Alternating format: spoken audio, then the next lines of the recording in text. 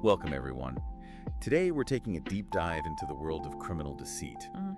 Um, all the ingenious and often, let's face it, morally questionable tactics that criminals use to deceive their victims.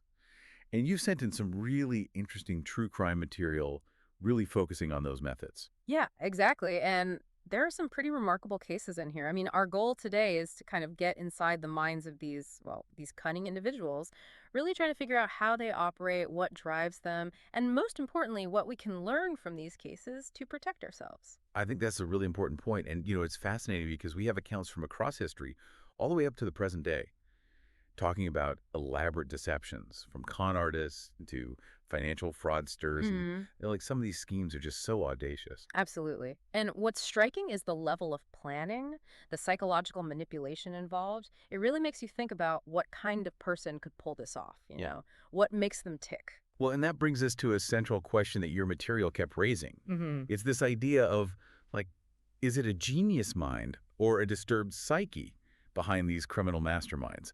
Is it one or the other, or is it a bit of both? Right. And it really is a paradox, because on the one hand, these individuals can be incredibly intelligent, incredibly strategic in how they plan their crimes.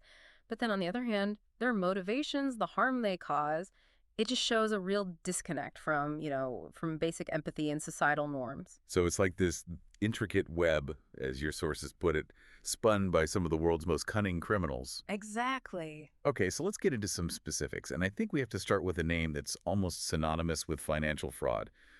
Charles Ponzi. I mean, he's the infamous architect of the Ponzi scheme. Yeah, and what's interesting about Ponzi is how he managed to convince so many people with something that, looking back, seems so obviously flawed. Like paying early investors with money from new investors, it's not sustainable.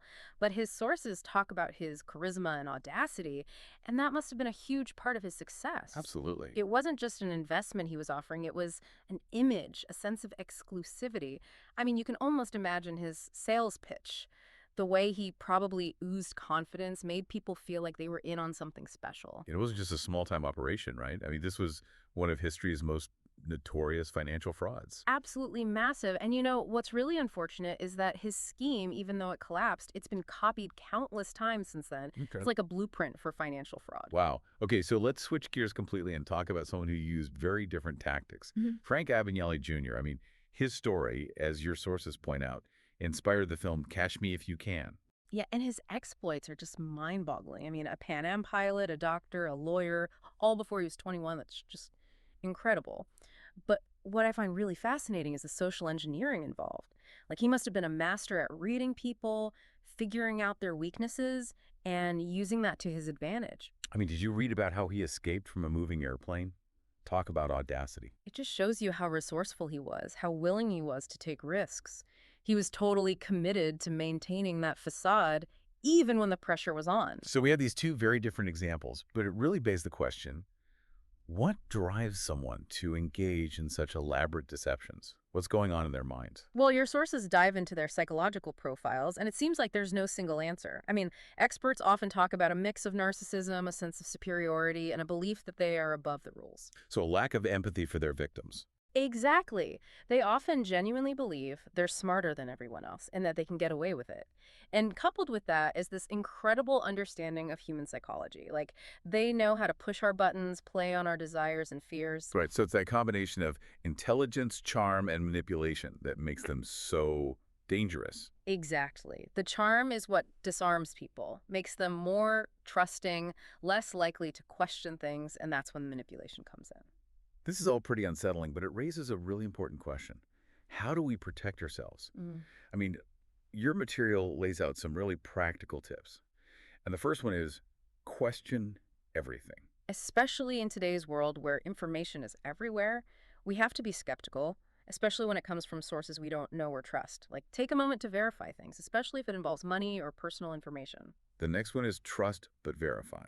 So it's not about being completely distrustful, but about being cautious, right? Exactly.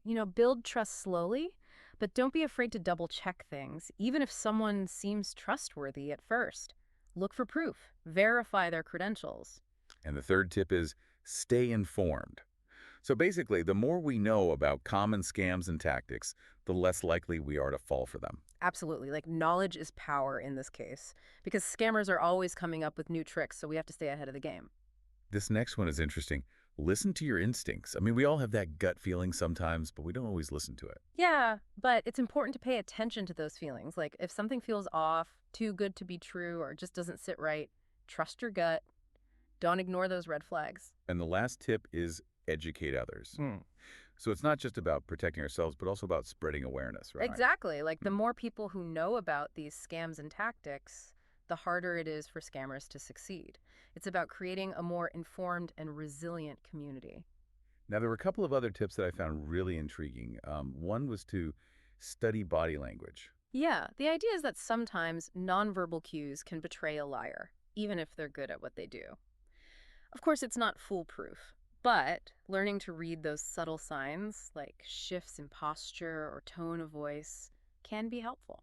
And then there was engage in role playing, which seems a little unusual, but the more I think about it, Yeah, it's like a mental workout for your deception detection skills. I mean, imagine practicing different scenarios with friends where one person is trying to deceive the other. It helps you learn to spot inconsistencies and red flags in a safe environment. I like that. Okay, so one thing that's clear from all these cases is how methods of deception evolve over time.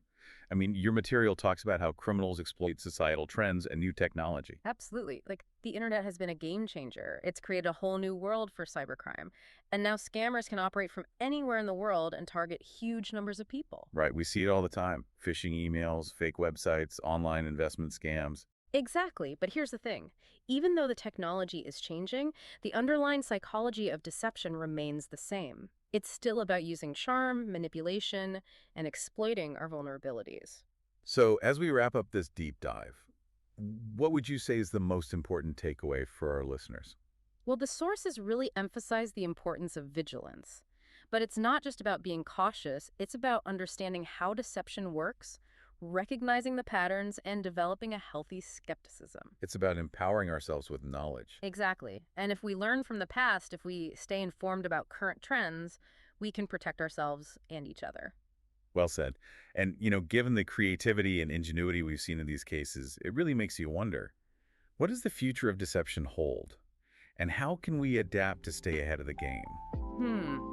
That's a great question. Thanks for joining us, everyone. Yeah, thanks for listening.